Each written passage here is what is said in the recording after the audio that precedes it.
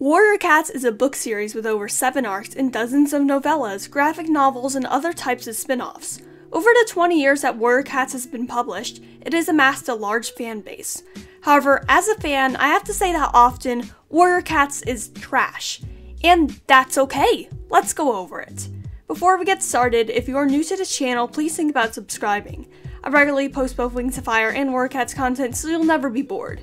And to my current subscribers, thank you so much for supporting me. I wouldn't have gotten here without y'all. There's one thing that needs to be clearly established to prove the point of this entire video.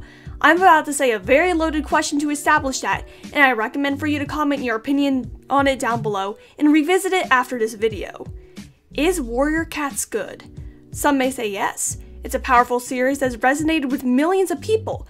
It has an entire unique community dedicated to making tributes towards the books through animations. It has gone on the New York Times bestseller list many times, and has ran for over 7 arcs. That longevity is rare, and it has to mean something. However, many people would say it's not good, and I am one of them myself. Warriors is flawed, and it has poor morals and implications at some points. It consistently degrades its female and disabled characters, and tends to justify colonialism. It presents abusive relationships as normal in cases like Squirrelflight and Bramblestar, and at some points has added relationships with more than questionable age gaps. Writing-wise, Warrior Cats isn't exemplary either. The conversations can feel a bit dry and stiff. The Rants legitimately forget the truth behind the defining mystery of Arc 1, Redtail's death, several times. The quality of the books have been on a consistent downhill spiral. Yellowfang's character has just gotten more corrupted over the years. Starkland has turned from a powerful force into a mushy mess. The main villain of Arc 5 was killed off in the middle of the arc, and Arc 6 was mostly composed of sitting around and talking. Outside of the books, there isn't much quality either, what with people being charged an inordinate amount of money for a single coin, and the contradictory at best and horrifying at worst articles being published weekly on the official Warrior Cats website. So yes, Warrior Cats as a whole sucks, and I'm not afraid to say that. Today, I'm not going to be talking about Warriors as a franchise, but I'm going to be talking about the subpar writing. The books can be a bit of a fun thing to read for some, however, the writing is definitely below average. I feel like there's this idea in our culture that books are this great, superior medium. Books are this transcendent thing that bring universal ideas to life in ways that other media do not. In a way, this is true. Books allow us to see the character's thoughts more clearly. The medium of words is also cheaper and more accessible to make than movies, which makes it easier for stories to be told. The sheer amount of stories being told every year means that publishers get to pick and choose. According to some sources, only 1% of books submitted to publishers every year are published. All of the books of lesser quality are simply filtered out.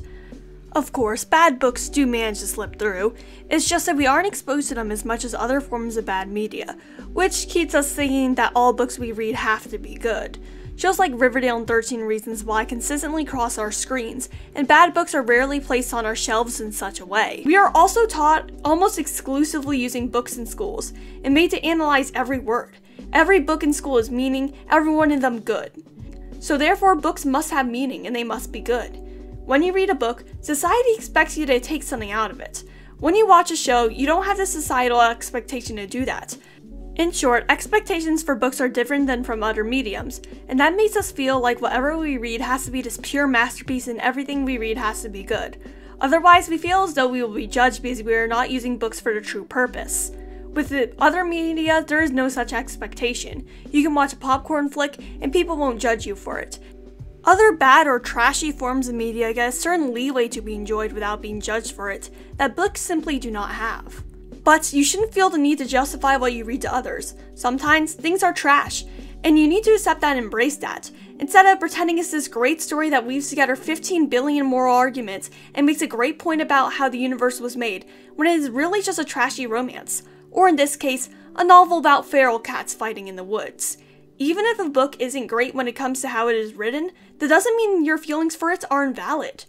What does a book being bad even mean? It means writing is poor, but when you really think about it, the purpose of a book is to inspire emotions and place you in the world.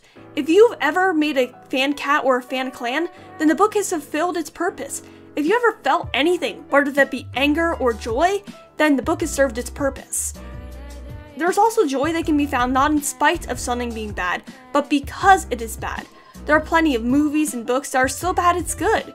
An example of that in the Warriors fandom is Starkid's Prophecy. Despite being written poorly, it has made plenty of people laugh. I'd argue that perhaps the worst written books are not the ones with typing errors or plot holes, but the ones that make you feel nothing at all. Those ones will always be the worst because in the end, you forget them. Warrior Cats has plot holes and typing errors. It has constantly forgotten the outcome of the most defining moment of the first arc, but it still does have a place in our hearts despite that.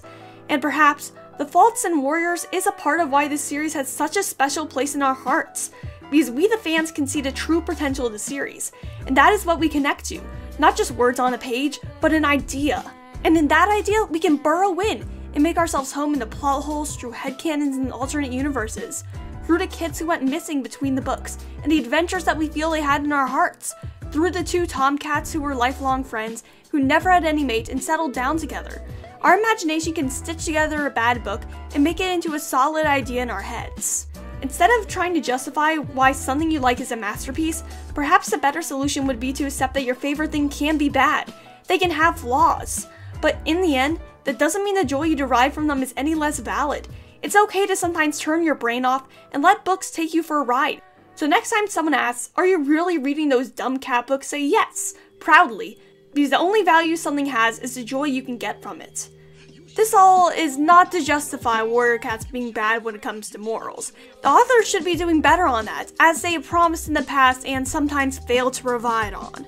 However, this video is about the writing mainly, and its status is something trashy and not problematic.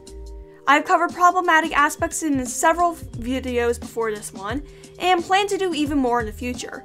This is just about how Warrior Cats is the book version of a popcorn flick, and how that should be embraced. Despite all that I said, I also do hope that the writing of Warrior Cats will improve, or at least it will become more interesting. Last arc was a bunch of cats waiting around and talking, and I hope that this arc will bring a change to that formula. But despite my own critiques, I'll embrace Warrior Cats for what it is, and not be a hypocrite. And I'm satisfied with reading what may be considered trash to some. One man's trash is another's treasure after all. If you like this video, feel free to subscribe. I make Warrior Cats and Wings of Fire videos pretty often, and your support would mean a lot to me. And to those who've already subscribed, thank you for your continued support. I wouldn't have gone here without y'all. Peace out.